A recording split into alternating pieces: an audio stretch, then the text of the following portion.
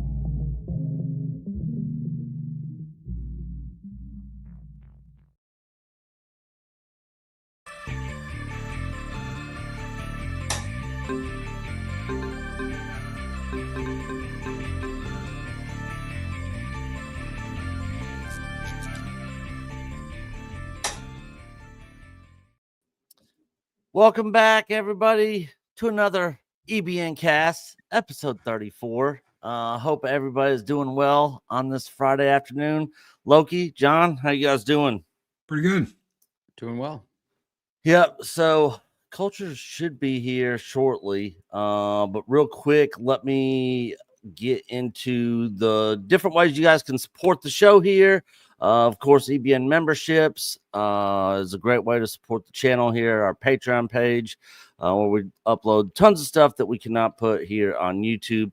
Our merch store, which no longer exists. Coach has gotten that thing banned and canceled, I think, like 3 or 4 times. And after this last time, he was like, screw it, I'm not doing merch store anymore. And then, of course, super chats. So that is some of the ways you guys can support us. Also, smash that like button, guys, and share this out if you can. And let's go ahead and get started in today's show. So for all you Star Trek fans out there, I know everybody's excited for Section 31, which dropped today, that you can watch on Paramount Plus. And the reviews for this thing are insane. 18% by the critics and 23% audience score. Have either of you guys watched this abomination yet? Nope. No. Not going to. I have absolutely no plan on watching this trash. Yeah. I am not going to The watch TV show they turned into a made-for-TV movie now and then stuck it Yeah. on their streaming service to die. Yeah, pretty much. It what is this? It's like I think it's like a hour and a half long or hour and 45 minutes. Hour and a half. Is that It's an an hour and a half right there. All right. Hour and a half. But let's take a look at some of these reviews because they're pretty freaking hilarious. And you know, a lot of people that you would imagine being like, you know, shill media, they're even trashing on this garbage. Let's see. Let me go to view all here. Let's see. Michelle Yeoh cannot save Section 31 from being a bad project from start to finish. This movie will debut and disappear just as quickly, and hopefully it will not put a damper on better ideas coming through the franchise in the years to come. They need better ideas from yesteryear, not new ideas like this. They need better ideas from yesteryear, like Deep Space Nine, Voyager, Next Deep Space Gen. Nine's so good. Man, Can we? DS9's the Is it best. possible to have better ideas from Kurtzman Trek? I don't think it is. I don't think so. It's pretty bad. It is pretty bad. Let's see here. Whatever this film hoped to accomplish, it ultimately reflects nothing of the legacy it's supposed to uphold. Wow. I can totally believe that. Totally believe that. This is a film without any sort of purpose other than to get Yao. Is that how you say her name? Yao? Michelle Yeoh. Back on screen and hopefully sucking a few more subscribers to Paramount Plus with the promise of more Star Trek. It's a promise the movie can't keep. I wonder if it was done to fulfill a contract that they had to like film something with her, or otherwise like something else would happen. I mean, the TV show had been delayed for so long, and then they finally said they were going to go forward with this movie. So I don't know, because I feel like it's been half a decade they've been working on this Section 31 show. Yeah, Yep. I can't believe that they actually even released this, like even made it and released it. I mean, this is bad Discovery, reboot. right? Yeah. What? Yeah, Didn't made they have Discovery. what's her name in at the end of Discovery? What the Stacey Abrams was like president of the universe or something of the Federation. I quit watching Discovery after episode 1, season 1. I was like, this is not Star Trek. I'm out. That's as far as I got with Discovery. But Denna Geek has a good one here. Section 31 becomes so boring and ugly that it no longer can be seen as bad Star Trek. Heck, it can't even be called bad sci-fi or bad genre work. It seems to have no interest or understanding in doing any of them well. Dude, he's saying they purposely made it bad, which yeah, I wouldn't be surprised. yeah.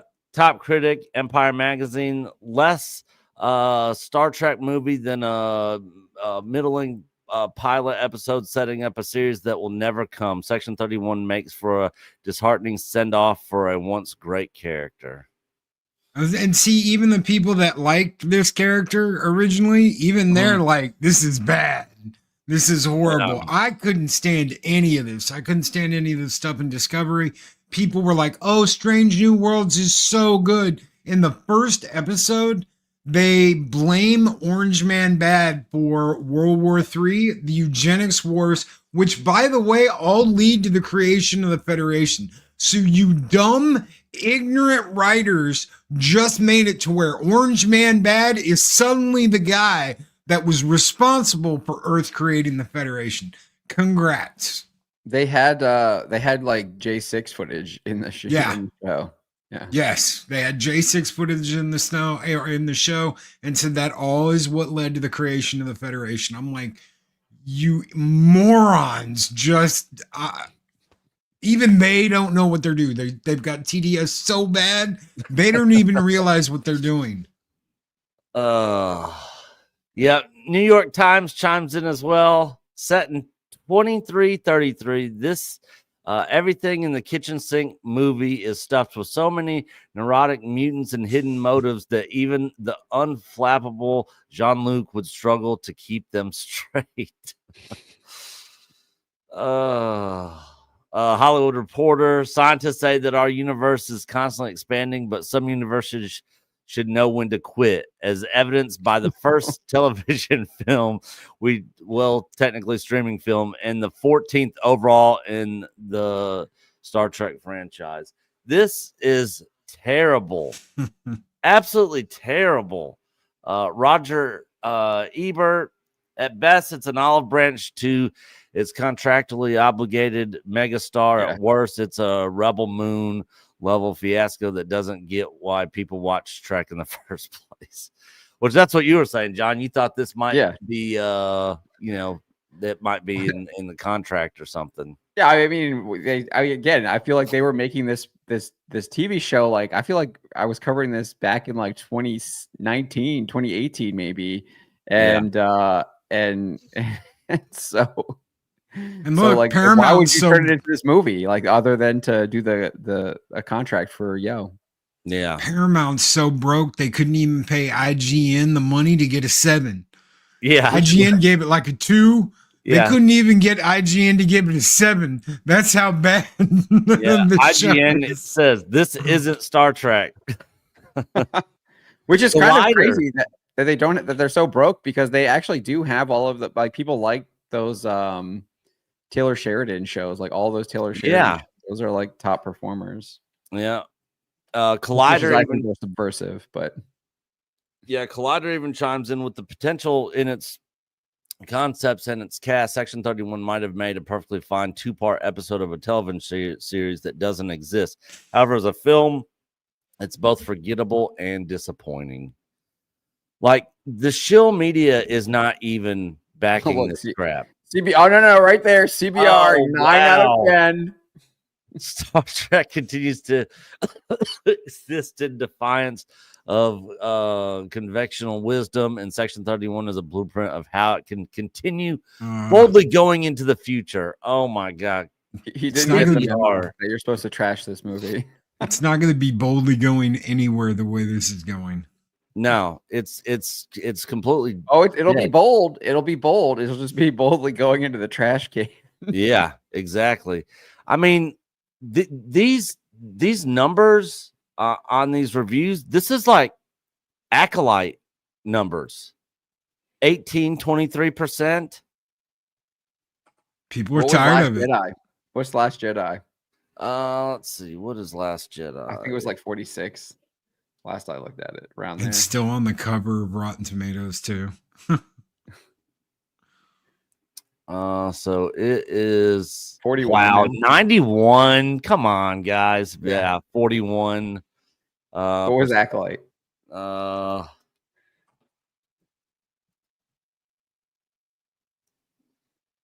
Wait, what?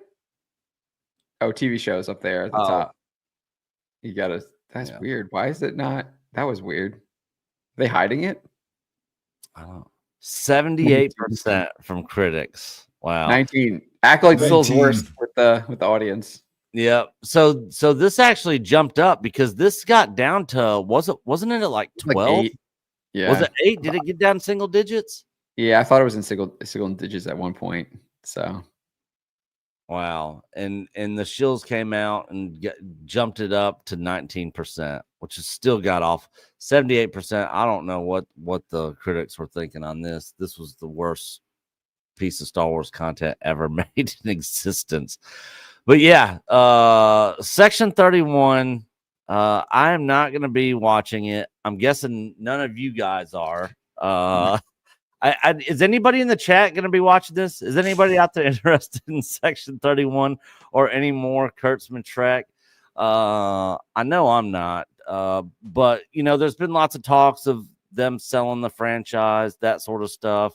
Well, I just want to get y'all's quick thoughts on this streaming movie as a whole and the Star Trek franchise as a whole. Loki. This show, come on, even the shills won't show for it anymore. Paramount has made a huge mistake. They've trusted the wrong people. They got JJ in there who made some horrible movies.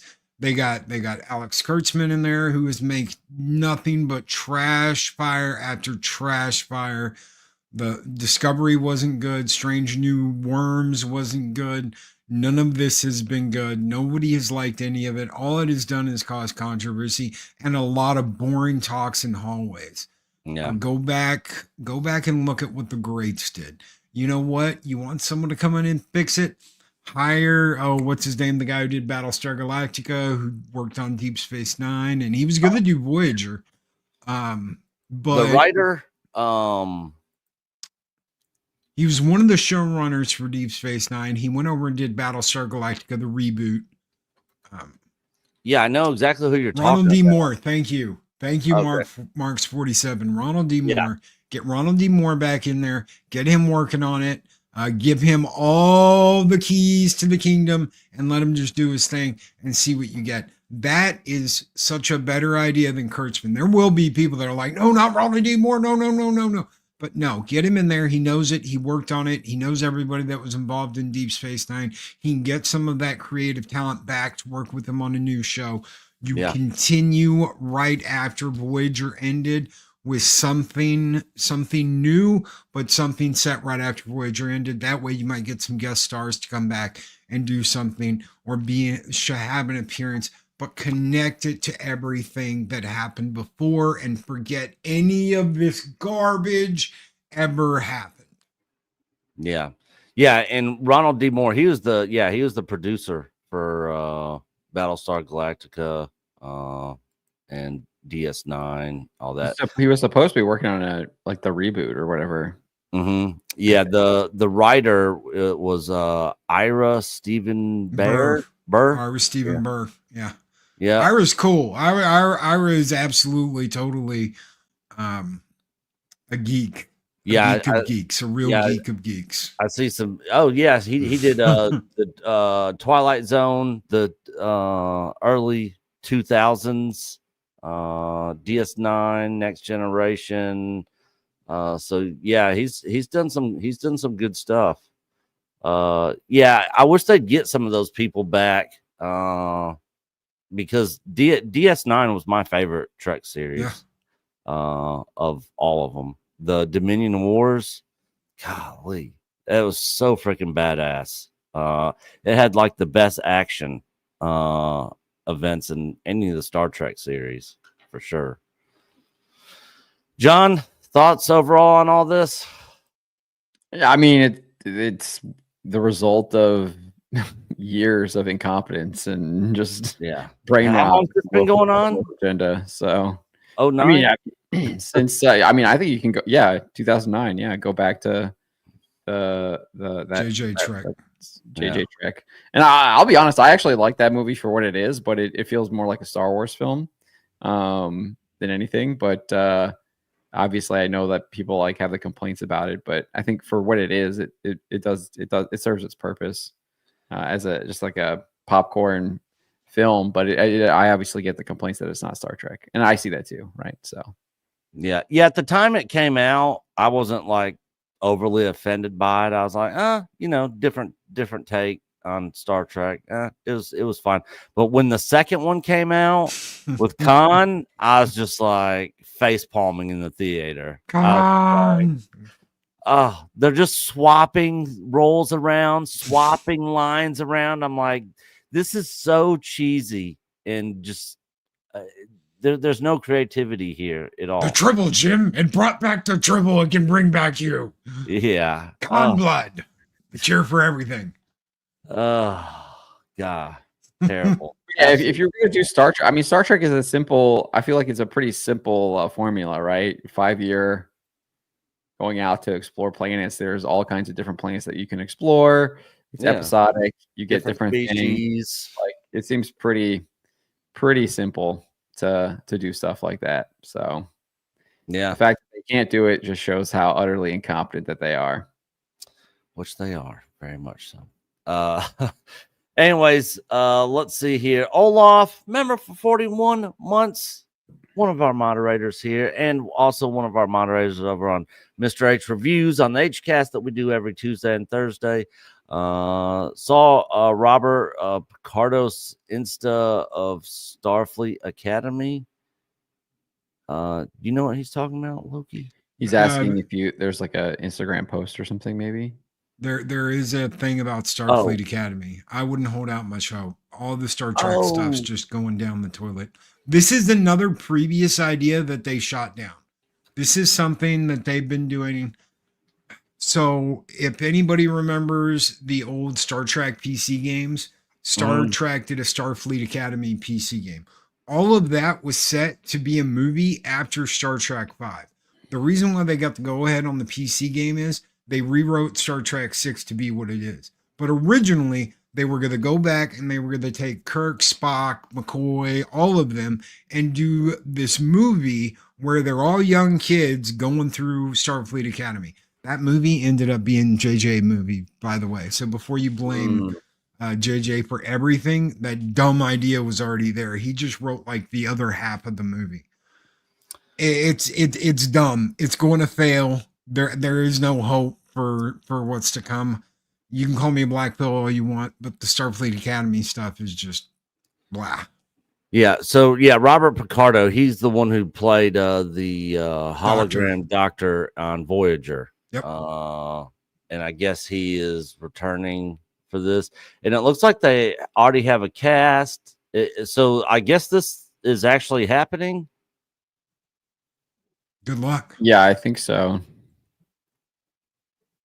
I think that's something that they're working on. The Starfleet. I think, is it animated though? I can't remember. It's like a live. I think. I mean, they got a bunch of stuff that they're still doing.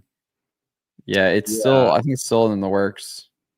Yeah, all those shows have got to go. Anything JJ and Alex Kurtzman have touched and put their hands on have to go.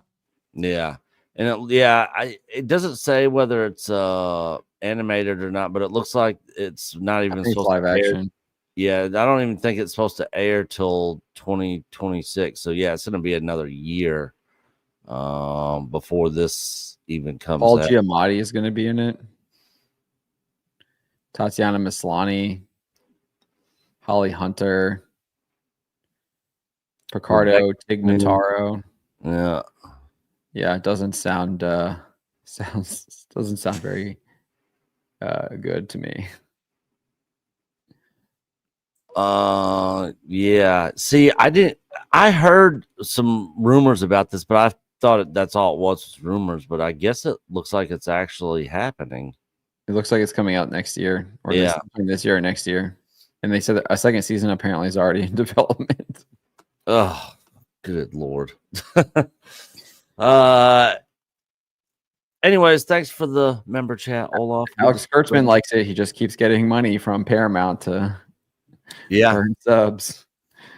Yeah, Graph Web for $2. Cancel Disney Plus. I've never subscribed to Disney Plus ever in my life, and I never will. But yes, cancel Disney Plus, which I actually just got a new app that I can put on my Fire Stick, where I can basically watch anything from any streaming service of anything. It costs me like $75 a year, and I basically have every movie channel, every streaming service. Like pretty much anything I want. So it's pretty badass. And I just canceled my DirecTV, so no more DirecTV for me either. How are you gonna watch sports, college football? I can all local channels. I got local channels from every city in the entire country on there. Okay. Ultra HD channels, regular HD channels. So yeah, all the ESPNs, Red Zone, Sunday Ticket, everything. I got it all. So yeah, I'm gonna end up saving myself, God, like $160 a month. Yeah, it's pretty nice. Darth Maul's lower half for €5. When JJ was announced to do episode 7, I knew it would be trash because of what he did to Trek. Yeah, and the thing is, a lot of us were duped, such as me, because when The Force Awakens came out, I was like, okay, that wasn't bad, but the next one, Luke's coming back. I hated that they killed Han. Absolutely hated that happened. But I wasn't surprised either, because Harrison Ford always thought his character should have been killed off. So I wasn't surprised by it. And I was like, Harrison Ford's like, he's over this character. He always thought the character should have died. And that's probably the only reason they even got him, is because they said they'd kill his character off. Well, that was his argument with Return of the Jedi, and at least that made sense. He said, I felt useless. I felt like I was just there to be there. He goes, Han doesn't really do anything for the whole movie. He goes, if they'd have killed me, if I could have died, like, bringing the shield generator down so they could take out the Death Star, at least then my death and my life had meaning. I did something. This whole movie, I'm just kind of walking around half blind going, hey kid, is that you? And that's it. Yeah. I get it. Yeah. I see his point there. Looking back on it. Yeah, and he couldn't even get the blast doors for the bunker open. I got it. Oh no, yeah. Wait, no, I don't. But he did come up with the plan on putting himself in the ATST driver's uniform and getting them to open it and come out. But I guess he did that. He helped take down the shield generator. But yeah. Yeah, so when he led that entire assault. He was the general leading the assault there. Yeah. Yep. So yeah, after The Last Jedi came out and I looked back on episode 7, I was just like, this really is not good. It's derivative. It was 100% derivative of the first film. Yeah, definitely. Yeah, it was terrible. And what the hell happened to Max von Sydow's character from the first 5 minutes of The Force Awakens? No, who knows what's going on? Who's like, I know things, but I'm not going to tell you to them now. I'm not going to tell you anything now. You're going to have to wait for the next movie. And then we never see him ever again. That's it. Did Kylo not kill him? No. No. I just assumed he got killed. Nope, he didn't. But guys, thank you for those super chats. I'm gonna play this super chat video for you guys, and then we're gonna move on to Loki's topic of the day. Oh no, this super chat video is for y'all.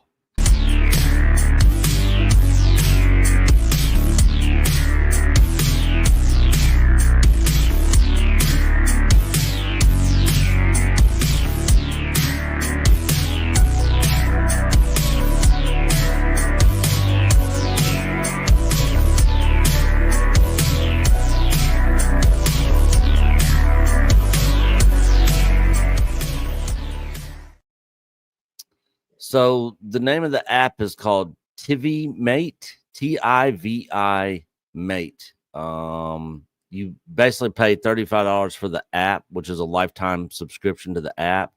But then you have to email this Olog TV or something to basically get this source code. Then you have to plug into the app. It's actually kind of complicated to set up. It literally is kind of a bitch to get up and working. But the thing is, once you get it set up, you can add all different channels to your favorites, and you basically search for anything that you want.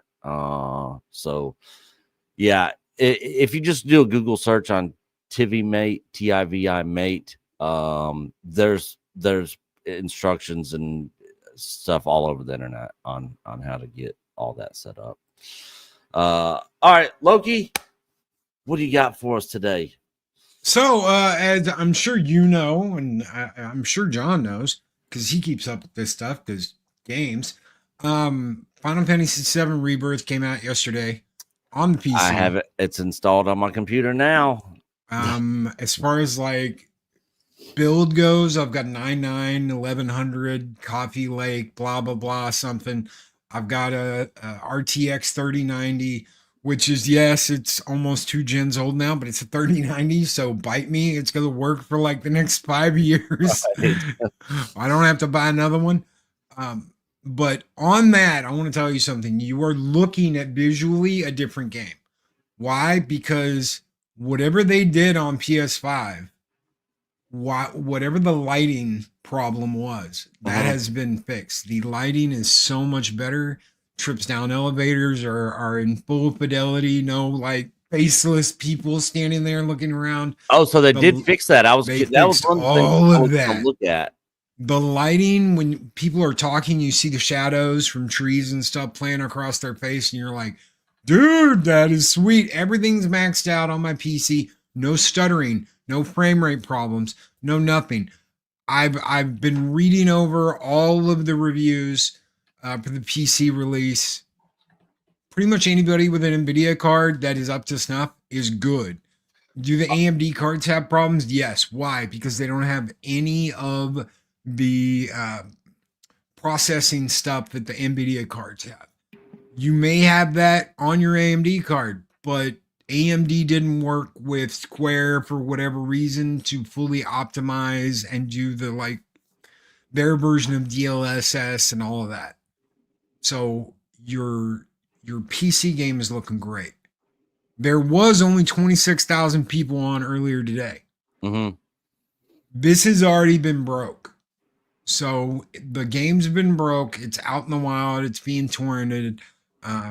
At one point, they said there was like 200,000 plus downloads going on all at once. Oh, wow. For the torrented version of this. Oh, okay. On PC. The big thing, though, that I wanted to bring up is how taxed the PS5 must have been to play this, because the lighting difference in this game compared to what we got on PS5 are worlds apart. That lighting is not that difficult to do from a processing, like a GPU standpoint. Okay. Which means that they must have been pushing every ounce of power out of the GPU that they could to get it to look the way they did. And then they were using the processor to pick up the rest of the load. And the processor can't do lighting easily. We can see what you're doing, by the way, Nick, on this. Yeah, I know. I was trying to get it to where, but I know you guys can't. I'm guessing you can't see that or read it. It's too small. I can see it. 32 gigabytes memory. All right. Yes. 11th gen. Yeah. You've got an i5 1360. Yeah. It should be fine. So should I be able to run this? Yes, you should. I know recommended, but will I be able to run an i7, but you've got a high i5. So you've got you've got a good i5. So yes. Now, if you've got 20 million things going on at the same time, is it going to be okay? That's up to the processor. Yeah. So all the stuff being generated on screen, you got a 4070. It'll be fine. Okay. Yeah. I don't know if you'll be able to run everything on Ultra, but you should be able to run everything in 4K and have everything at least on high, not Ultra.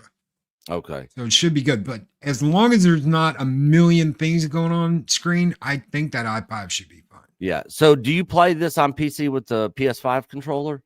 No, I use the Xbox. I use the Xbox controller for everything. Okay. If I can, unless it's a handheld. Yeah, because I got my PS5 controller hooked up to my PC that I was going to use. I didn't know how it translated, if it translated over just like PS5, like all the buttons and everything for the game. So do you use your PC as a console basically when you game if you're using a controller? Sometimes, yeah. Like hook it up to like a big screen or something like that, and then you just sit in your couch and. Well, here at my desk, yeah. But on some games, I'm using mouse and keyboard. Actually, most of the PC games I do play, I use mouse and keyboard. Okay. It's just I do everything on that. See, this is like my streaming rig, and then over there that little green spinny thing on the screen right there. Mhm. That is the gaming PC. But I also do all my video editing on that too. So if I'm not doing video editing or I'm not working outside of the house, I'm gaming. Any chance Right. I can get, I'm gaming.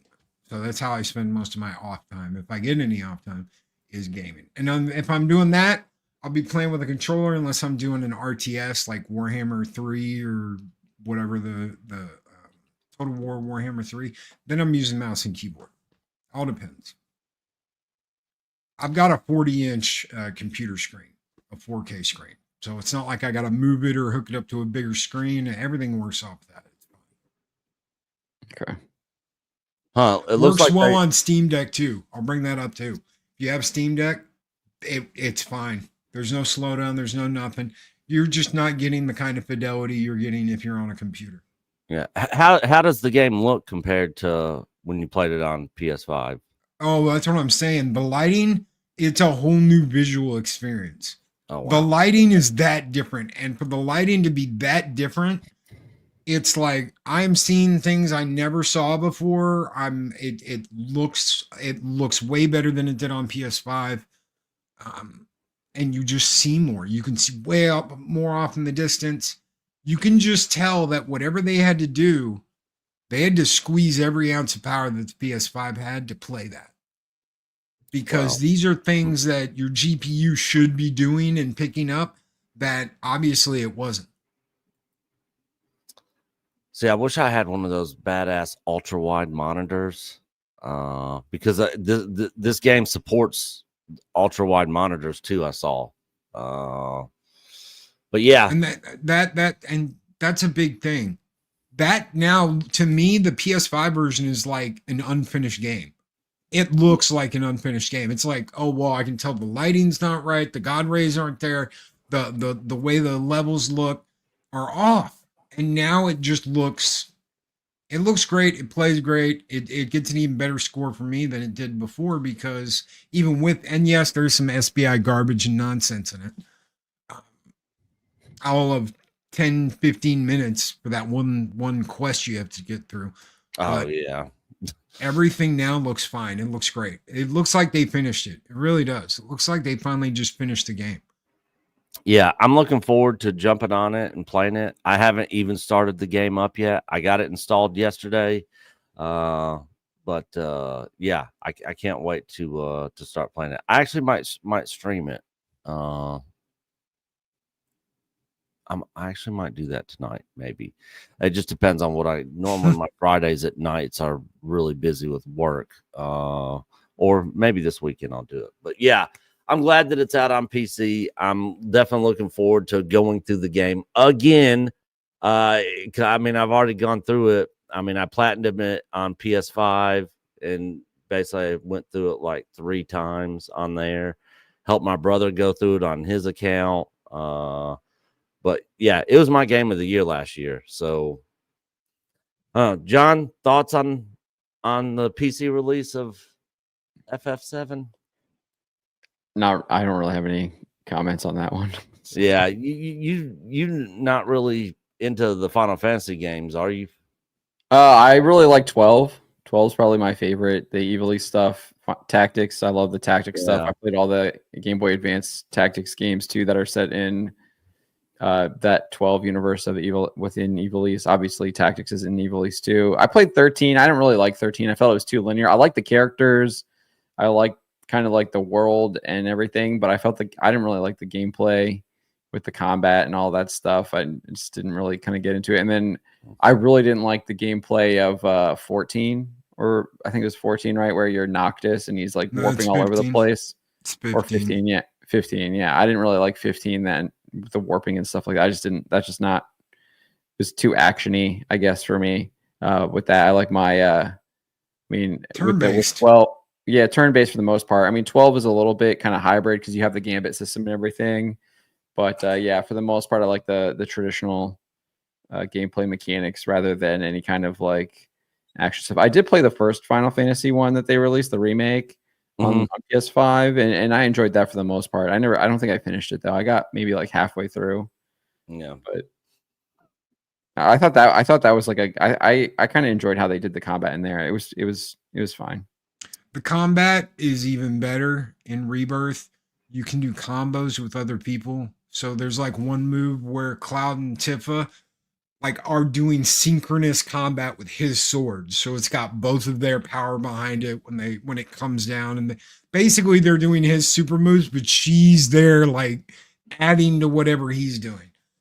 You can do one with Tifa and Aerith where Aerith creates a shield and Tifa's literally like bouncing off of it like a bouncy ball, kicking the crap out of everything on the screen. There's all kinds of new combos like Chrono Trigger back in the day that I was like, dang, dude, I would love more of this. Give us more of this. I just wish you could have had a triple combo. That's what I was waiting on. You can't do that. You can only do it with 2 people at once. But if they do that in 3, I am all freaking in. I want to see Cloud like flip a guy up, Tifa jump up and kick the shit out of him, and then Barrett finish him off with a cannon shot. I would love that. I'd go nuts over that. Give us more of that. What were those called? Those combo synchronizers or something, synchronizers, or it was something weird. Oh god, I just saw it too because I was just playing it before I hopped on here. Yeah, that's gonna drive me nuts. I'm sitting here looking for it right now. What's the combo tips? Oh god, that's gonna drive me nuts. Does anybody in chat know what it's called? Synergy attacks. Synergy. There you go. Synergy attacks. Yeah. So, yeah, the synergy attacks are freaking bad ass. You're muted, Nick. Right here. Oh, there you go.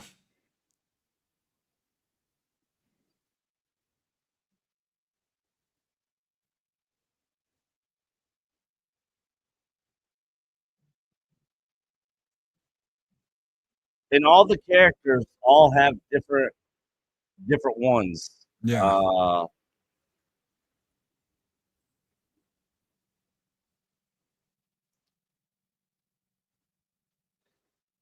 You guys don't hear any sound on that, do you? No, we can't hear the video. There it is. There's that shield one where she's like, boom, boom, boom, like a damn bouncy ball, and you're like, yeah. Can you hear it now?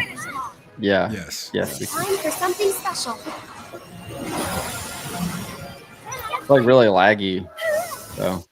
Is it laggy? You'll owe me one. This one's for you. Someone looks kind of shaky. Making them over. You're in good hands now.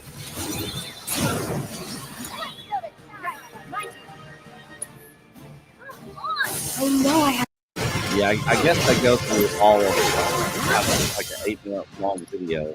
I'm not going to go through all of it. I just want to show. I definitely like, that they added this. Yes. To the That's probably the best addition they did to Rebirth. Was that? Yeah.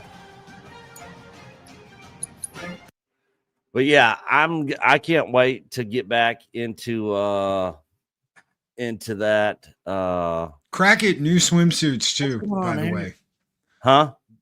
They're cracking it too, so new swimsuits. Guaranteed. Oh yeah. So for those of you that don't know, the remake, the mods out there, they have like full nude mods and stuff of the game.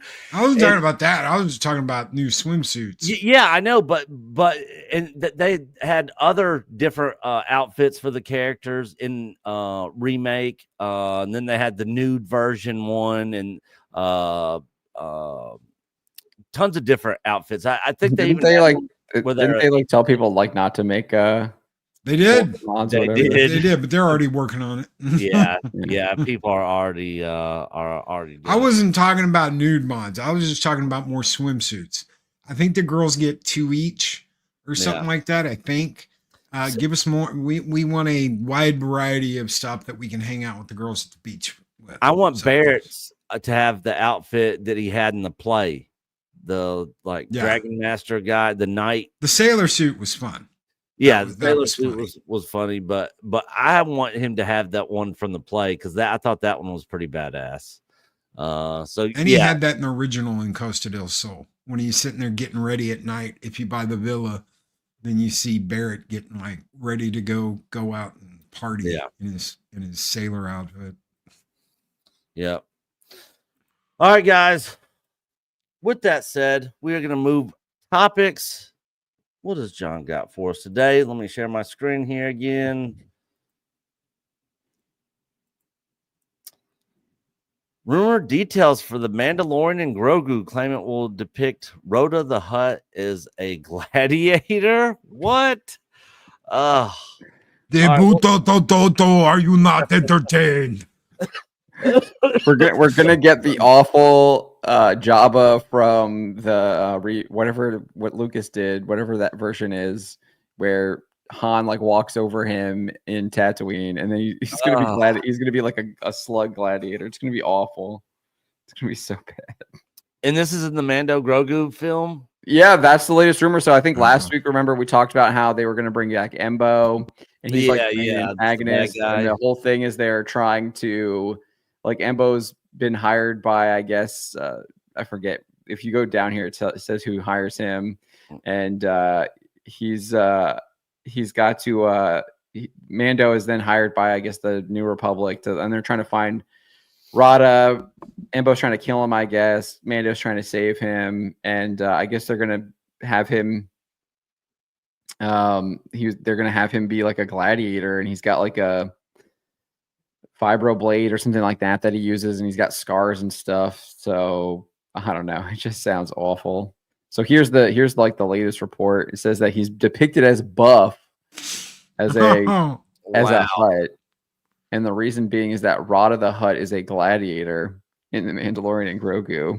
In addition, he has some scarring on his face, likely from the battles he's been in. Like many other gladiators, Rada has a weapon, and I believe that weapon is a vibro blade, vibro sword. He's a far cry from Little Stinky these days, which is reference to that animated movie that Lucas made. And so then we got more details on Embo here. He's hired by the two Hutts from the Book of Boba Fett to take out Rada, but I heard mixed things on who hires Din to capture Rada. He then shared that what he's heard from multiple sources that it will be the New Republic and that Sigourney Weaver's Colonel Bishop definitely seems like a possibility as for the person who's hiring Mando. Colonel Bishop is Sigourney Weaver's name. That's what I hadn't seen that before, but that's what Best Bolton was reporting. So wow. All right, let's get Sigourney Weaver from Aliens, and we'll call her Colonel Bishop. From Aliens. Hey, get it, guys? Hey, you make the connection there? Oh, so dumb. So dumb. So that's the latest. The retelling. We already got all this in that Clone Wars movie. I thought it was dumb then. It's going to be dumb now. Now,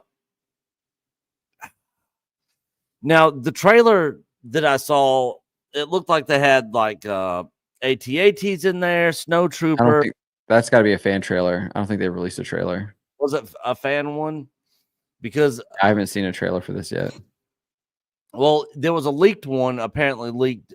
Oh, a leaked one that they showed it. Was it D23 this last year that they showed people but didn't release it publicly or something? It was allegedly one that was shown to people in an audience, but they just never released it publicly.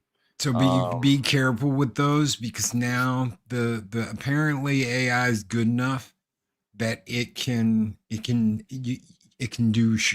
that in the middle of a crowd. No, you can make it look like they did it with the Superman trailer. So like a week before the Superman trailer came out, they had a leak of the trailer, and it was in a crowd. I mean, it was like a little live crowd. Oh, this is what they showed at this Comic-Con that just happened, the Superman trailer, and they're cheering, and you heard like the old music, da na na na na na na na. That's what caught my attention. I was like, really? They're gonna use the Christopher Reeve score? I believed it. It looked real. The camera moved. It didn't look fake, but they faked it. They sure as shit faked it. I don't think this one's faked. I think Nick's right here. There was a leak trailer, and this Cinematics News posted it. I put it in the private chat, and you can see that it's got like a copyright notification when you access the post now. What does it say? Oh yeah. Withheld in all countries, copyright reasons. So, so there was, I guess, a leak. So I didn't see. I must have missed that when it came out in August. Yeah. What did you see what that was in it? Yeah. Even when I try going to the other one that they dropped online on Twitter, yeah, it's all blocked. Disney blocked all. Yeah. Good God. Yeah. Even streamable where it was posted at, it's gone off of there too. So anyways, what I saw was AT-ATs, Snow Troopers. They were on something. Huh? I think I found like clips of someone took still images from the trailer and put it up on TikTok. Oh.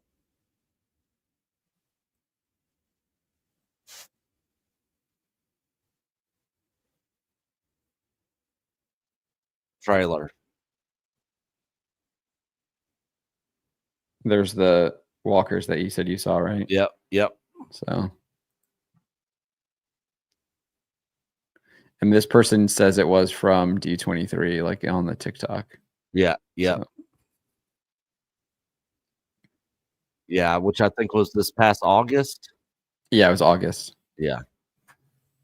Now we did have that trailer up on our Patreon, but I think Patreon even pulled it down. Cause we knew we couldn't put it up on YouTube because they were blocking it left and right on YouTube. But yeah, I saw no Rot of the Hut, none of that. The trailer literally gave nothing away as far as what the movie was about or what they were doing, or anything like that. So it was literally like the Last Jedi trailer. Sort of, yeah, pretty much. That was a good trailer. That Last Jedi trailer was a really good trailer, and then the movie was just awful. Yeah, I remember back and watching Jeremy's. We actually got it in our sequel trilogy documentary, where Jeremy from Geeks and Gamers was like, I think that is the greatest trailer I've ever seen. You know, after he saw the Last Jedi trailer, and then now Ryan Johnson's a genius. He also said that, by the way. Ryan Johnson's a genius. This is gonna do, this is gonna be crazy. It's gonna be one of the best ones ever. Yeah. Everybody was fooled going into it. I think there was a couple people that were like, this is gonna be crap, but that it was minimal. They were the minority going into The Last Jedi, because I remember I took off work early to drive up to North Alabama to go watch the movie with Coach, and I was actually in the movie theater in the little common area where you get popcorn and all that, sitting at a table, actually finishing up a work project before we walked into the movies, and we were hyped. And then it was just complete trash. Dude, I walked out shell shocked. I mean, really, it felt like PTSD. I didn't know what the hell to do after I watched it. I remember calling my dad and go, "Whoa, how was it, son?" And I'm like, I don't know. I don't know what to tell you. I don't know if it was good or bad.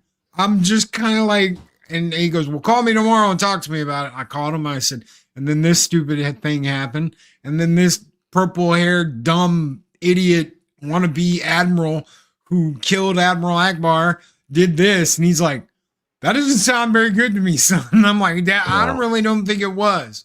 I don't think it was one of the last movies I talked to my dad about.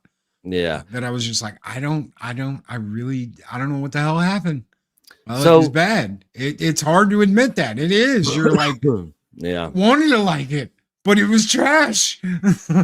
Yeah, it was. I think I was probably in the minority of the people. I was very hesitant going in because I thought the first one was already like derivative of they like just remade it, and I think Lucas was like absolutely right in his criticism. It's like they didn't do anything new or interesting. It was just a rehash.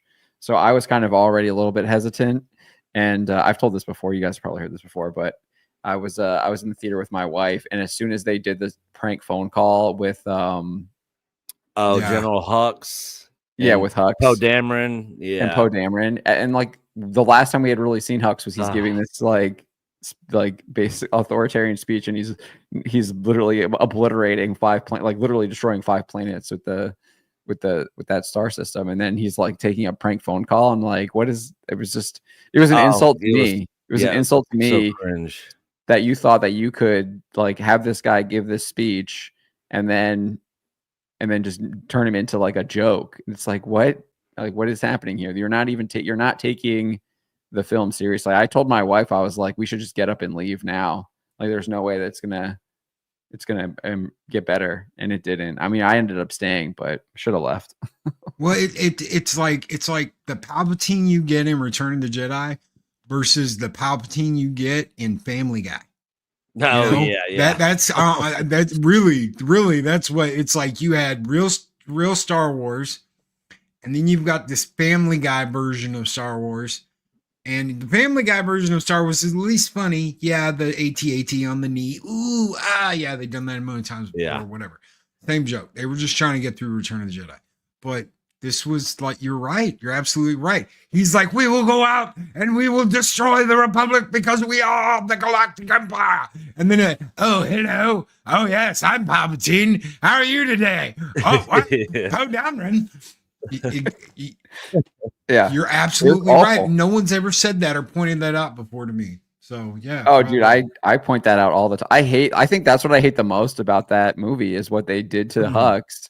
They took this like actual like interesting evil dude, like obviously evil, like and they just turned him into a complete and utter joke within like the first 2 minutes of the movie. Yeah, and then when who was the bad guy that got cut in half? All these characters are so forgettable in the sequel trilogy. No, in the sequel, Kylo used the Force and turned the lightsaber and cut him in half. Oh, the main, like the guy that we thought was going to be like the main villain. Guy. Yeah. Oh yeah, Snoke. Snoke. Yeah. Dude, it's so bad. I can't even remember his name. That's how like I don't think about this stuff at all anymore. Yeah. So Snoke, when he's like has Hux like was it Snoke or was it Kylo Ren? And one of them had him like on the floor, turning around and flinging him around, dragging him around. Snoke on the floor. was doing that to Rey. Yeah. No, but he did it to Hux though too, because remember. Oh yeah, there was like a point where he was like punishing him for something. I forget. Yeah, you're right. Yeah, but it was sort of like he was like a court gesture, you know. Yeah. It was so stupid. So, what do you guys think this Mando Grogu movie is going to do? Do you think people are going to show up for this? No, I don't. I mean, it doesn't come out till what, next year? I still don't think that. I think that's even more time away. I mean, even with a banger trailer, I just don't see it. I mean, we're already seeing people nope out from whatever what is the new show that's out now that we're just finished. Skeleton Crew. No one's watching it. It's not even charting on Nielsen at all anymore. It's performing worse than The Acolyte. So I think they've destroyed it so much that I just don't think that it can perform. I mean, unless they kept the budget like extraordinarily low, then maybe you get something like I mean, you look at the Marvels, right? 200 million is what that did. So that's like you would think that's like your low end. Yeah. So if you kept your budget below whatever 200 divided by 2.5 is, then then yeah, I guess it does well on that front. But I think people are just I think most people are just burned by Star Wars, and they're not even willing to give it a chance anymore. If this would have happened after season 2, I think they would have done gangbusters. Like as soon as season 2's over, okay, people are gonna go nuts about this.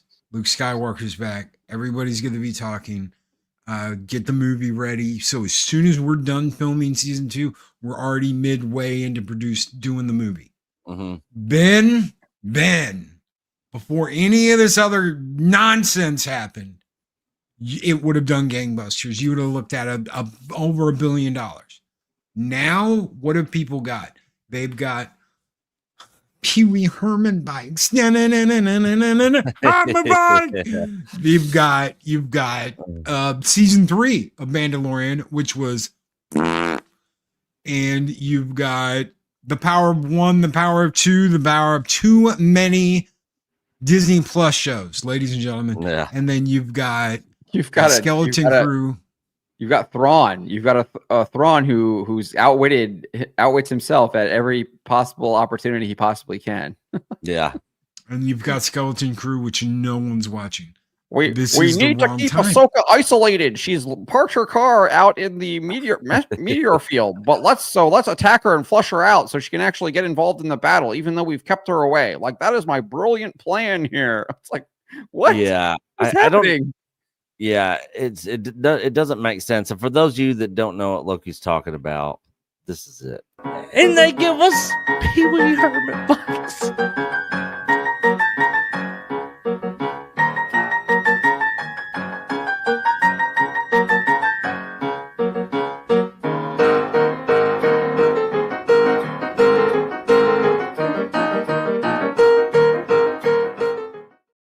My bike! The Vespa gang. Oh, so terrible. So terrible. The thing that the vehicle designs and stuff with Disney Star Wars, some of the worst.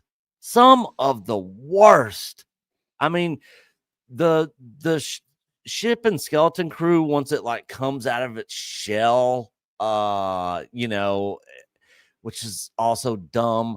Like that ship design was pretty cool. That ship I thought looked pretty cool. But for the most part, everything else in all these movies and shows, the design aspect of it's god awful. You didn't like the silver Naboo fighter thing that they I didn't like the Naboo starfighter in the prequels. Think about this. Let's say they had done it the way I suggested they do it. You know, you're in season 2, you're automatically in production for the new movie instead of doing a season 3. And the first thing you see when it comes up, you hear the music. Dun dun dun dun dun dun dun dun dun dun dun dun dun. And Grogu and Luke are sitting on top of the temple on Yavin 4 and they're floating. And you're like, holy shit, Grogu's learned how to just like Yoda. Luke's there. Luke's talking to him, feel yourself in the Force. Let the Force flow through you. Doing the Jedi stuff. And then Grogu stops and he falls. And what happened?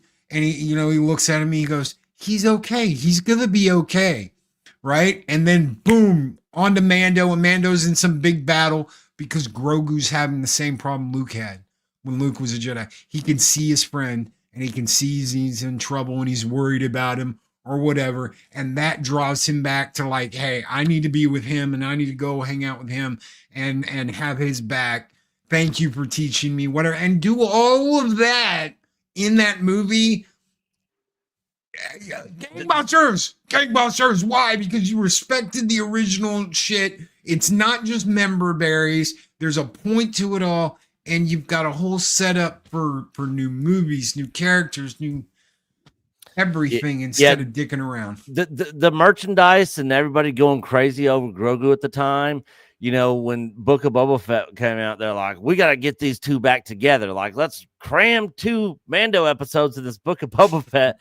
So when we get to season 3, you know, they're back together. It was so lame and so god awfully done. But yeah, I'm in agreement with John on this Mando Grogu movie. I don't think the general audience is gonna really show up for it.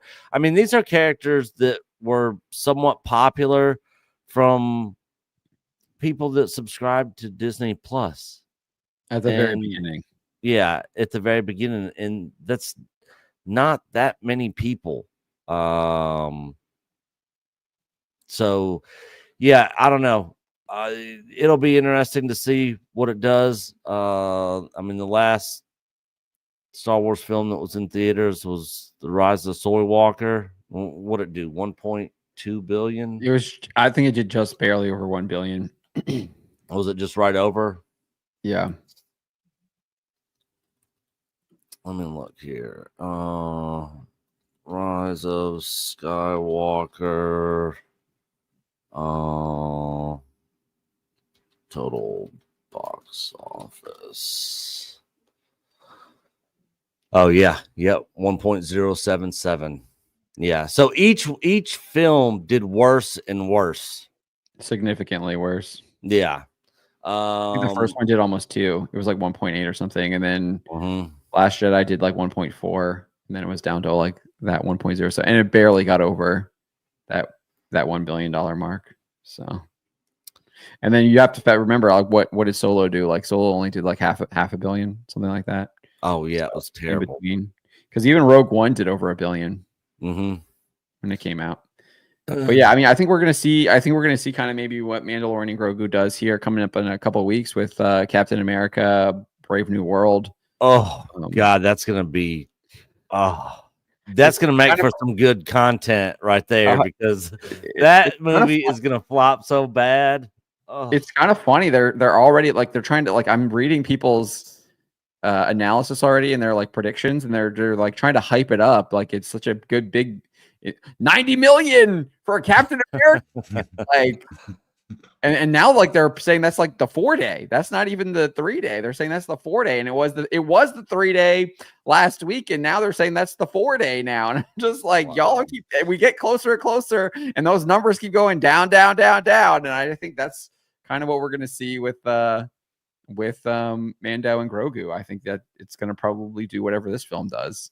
So. Yeah, and they're projecting what they were projecting this to, or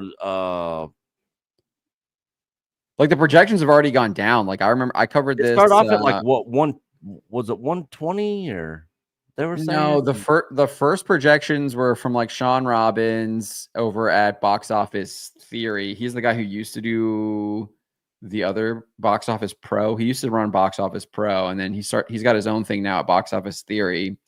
And he had, it was like, I think 90 was like 96 was like the bottom. Here it is. I think I put it in here. 80 is like my top. Yeah, he had it from 81 to 107 was his original range, and then he was saying it would do 96, and he was saying that was the 3-day. And then we had Deadline, and this is all domestic, right? And then Deadline cited Quorum, some tracking service, saying it would be between 86 and 95. So he was already kind of lowering that top end at 95, and that would be its first 3-day. And then we had Luis Fernando after 2 days of pre-sales saying that the pre-sales were basically on par with Eternals, and Eternals only did 71 million, right? I think is what it did. So, and they were saying it was only doing 1.4 times the Marvels, and the Marvels did 46 million. So that's like 65 around there total. And then I think the latest that I saw was the 4-day is like 95 now. And I think that was like Hollywood Reporter, Variety. And that's how they're trying to spin that now, and seeing people saying like, that's so good. And it's like, no, that's terrible. That's really bad. These Marvel films used to do had massive $200 million opening weekends. Yeah. They've got no heat, and any heat they did have, you can't pay for that heat because it's like almost generational as far as movie goes. It's generational heat. You've lost all of that. You pissed off most of the customer base you had. They don't want to come back and watch slop. You No. lost all your heat, and you think you're going to make more heat by doing something controversial like, oh, we got a woman to play Black Panther, or we got a dude who thinks he's a girl to play Wonder Man, or whatever. That's not the heat you want. No. The heat you want is the heat you can't pay for. That's I'm going to go and I'm going to tell all my friends to watch this movie, and they're going to tell all their friends, and then we're all going to go to the theater together and watch this movie together again because it's that damn good. That heat you had for all the Marvel movies, it's gone. Yeah. You have to earn that back by actually having them be good. I don't know. Yeah, it's a so thing, make good shit. And bringing Robert Downey Jr. back as Dr. Doom is not the answer. I'd love to have more RDJ in Marvel, but yeah, as everybody Iron Man. wants him as Iron Man. Yeah. So the last Captain America movie, which was almost a decade ago, Yeah, Captain America Civil War. 16, Yeah. it did just shy of 180 million. It did 179 million opening weekend. So Wow, and that was almost 10 years ago. yeah. So they're trying to get hyped up on like 90 million opening, and it's like, dude, like that's half of what Civil War did. And they're saying it's a 4-day now. They're saying that's a 4-day. So that's not even a 3-day. Yeah, because it drops Thursday night on the 13th, right? Yeah, it's President's Day, I think. I think Valentine's Day is President's Day too, right? Yeah. So it'll come out the 13th or whatever. Friday's the 14th, 15th, 16th, and then the 17th is that President's Day. Yeah. I had it between 70 and 80. 80 being like top end. Like if it hits 80 opening weekend, like, well, it actually did better than I thought if it hits 80. Yeah, I think 60. I think 60 is probably more what we're gonna see. Oh, we actually. Yeah, go ahead, Loki. Sorry. All I was going to say was, how do you have a Captain America movie and a Red Hulk movie with only 5 minutes of the Red Hulk and no Captain America? Yeah, Captain America's not in the movie. Steve Rogers isn't in the movie, and the Red Hulk looks like, it looks Scorpion King bad. When I saw Harrison Ford, it's like they took Harrison Ford, Mark Ruffalo, had a red butt baby, and you're like, this is bad. It's like a CGI butt baby Red Hulk that's a mix between Hulk and Harrison Ford and Mark Ruffalo. It's bad. There's like an over the shoulder smile where he's like Hulk, and you're like, well, the way that they're trying to like the marketing narrative around it is that Sam Wilson is going to be able to like even stand a chance against him. Like they're trying to put it as like this showdown between him and Red Hulk, and it's just utterly ridiculous because one punch from Red Hulk and he's dead. Like, let's be real. Because the guy's not a super soldier. He doesn't have the super soldier serum. They're trying to like sell it like, oh, he's got vibranium or whatever. Yeah, he's got this energy. The vibranium shield doesn't work that way. Neither does adamantium.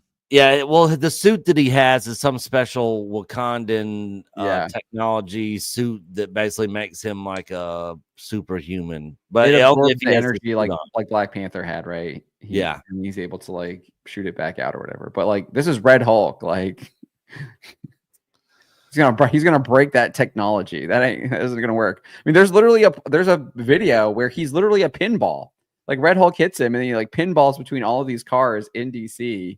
At least it looks like it's DC. Yeah. And he's supposed to get up and survive. It's like, no, he's dead. The whole premise of the movie just looks utterly ridiculous in all of their all the marketing materials that they've showed us so far. And the thing is, we were reporting and hearing reports from people that saw early test screenings of this that said that the Red Hulk fight was less than 10 minutes. For the whole entire movie. They said it was super short, and now we're hearing that it was cut back, and now it's that he's only in it for like 5 minutes. And then they're trying to like hoodwink us and say that the film had $180 million budget or something like that. Oh, good God. It's like, they no shot way. Twice, and there's multiple reshoots done. Yeah. Yeah. This thing's closer to like 400, if not higher. That they've put into this already. Yeah, it's going to be a complete. It's going to be bad. The only thing I think that that'll be able to like maybe protect them is that they might not have shot a lot in the UK, so Caroline Reed isn't going to be able to like figure out whatever shell company they used to film under and get all of the production budget info, because I think they did most of the shooting in the US. So yeah, are either of you guys going to go see Brave New World to like review it or no? Yeah, I'm done with Marvel. I'm done with Disney. I'm done with Star Wars. I'm done. Yeah, I haven't watched one since Endgame. I haven't even watched. Unfortunately, I have. You haven't even watched the Spider-Man one? No. With Tobey Maguire? Spider-Man was good. No, that was good. Deadpool Wolverine was good. Yeah, Deadpool Wolverine was good. At the first half of WandaVision. I don't know. I watched a clip of Deadpool and Wolverine, and it just looked awful. The whole like where they brought back Chris Evans as Human Torch. And they were just mocking it. I'm just like, dude, like this is MCU. This is what they do. They have no respect for their legacy or their characters. And I get it's a Deadpool movie. I get it, but I mean, it was humiliating watching them, what they did to the Torch there. In that clip that I saw. I thought it was pretty funny. Are you talking about the one where he's talking crap about the chick? Well, no, they have Deadpool kind of hyping up that it's going to be Captain America. And then he's like, it's Human Torch, and then he like gets insta killed by Pyro or whatever. And they make it a joke. They turn it into a joke. No. He like jumps down and he's got like a almost like a ghillie suit or something on. It's like he's got the Fantastic Four suit on. And he's like, oh my God, it's you. I can't believe it's you. And you don't know. I mean, you see some kind of like blue and white underneath the thing he's got on. Mm-hmm. So, I mean, it could have been Cap. And then at the end, he's like, Deadpool goes, Avengers. Like he's going to go, so Avengers assemble. Right. And he's like, flame on. Yeah. And does this thing, and they're like, okay, I wasn't expecting that. Gets like instant killed, and like they like exaggerate how he dies and all the falling down and stuff. It was. No, he lives. He lives through that. Yeah, he lives. He looks like the clip I saw looked like they killed him. No, Pyro comes and basically just sucks all the flame out of him. He falls down on the ground. They get captured, and then there's a funny moment between Deadpool and him in front of the lady, the main bad guy. I can't even remember her name. It's Xavier's sister, twin sister that killed him in the womb. Yeah, her name's Nova or something like that. Yeah. And anyways, Deadpool just is talking crap about Johnny Storm, and then she's the one that actually ends up killing him. She flays him alive. Yeah, and he's like, "What? I don't even know what he's talking about. I don't even know what that means." And I don't know. I thought it was a pretty funny moment, but I mean, well, obviously, I just saw the clip, right? And it didn't like it ends in the desert scene there. There's an after credit scene. There's an after credit scene that kind of explains it because the whole time Deadpool's like, "Oh no, he called you all these names and he talked crap about you." And you're like, "Damn, that's a cold thing to do." She flayed him alive. Well, at the end of the movie, he's in the TBA or whatever it is. And he rewinds that scene, and Johnny is talking all that nasty shit about this chick, and he's like, vindicated. Like, it wasn't me. I didn't set him up. You really did say all this messed up stuff about him. Yeah, it was. That's even worse. That makes it even worse to me. Like, because that's not, I mean, obviously Johnny Storm's a trash talker, but I don't know. Yeah. It wasn't in their budget to keep him around. They basically got to throw him in there, Wait till you get a post-credit scene where he's back as Cap. Oh yeah. Who knows? We might get it in. If he comes back, it'll be the Hydra Neo Yahtzee Cap that comes back. It won't be him. Oh yeah, probably. I can see. I don't know. We'll see. I don't know. I did like the Daredevil trailer. I thought the Daredevil. Oh trailer yeah, I was thought pretty- that actually pretty looked That good. looks good. Yeah, I'm interested. I will give it a shot. As soon as I saw the main crew, because that's what I heard was Foggy's not coming back. She's not coming back. None of these people are coming back. They weren't. They weren't in. They weren't. They had to change it. And as soon as I heard they fixed that, I was like, okay, I will give it a chance because I love the Netflix show that much. I didn't Yeah. like Defenders. I didn't like that other one with the chick, the show. She-Hulk. I never watched Oh, Echo. Nick Cage or whatever. oh yeah. I Luke I Cage. tried to watch Iron Fist, but it was very difficult to watch Iron Fist.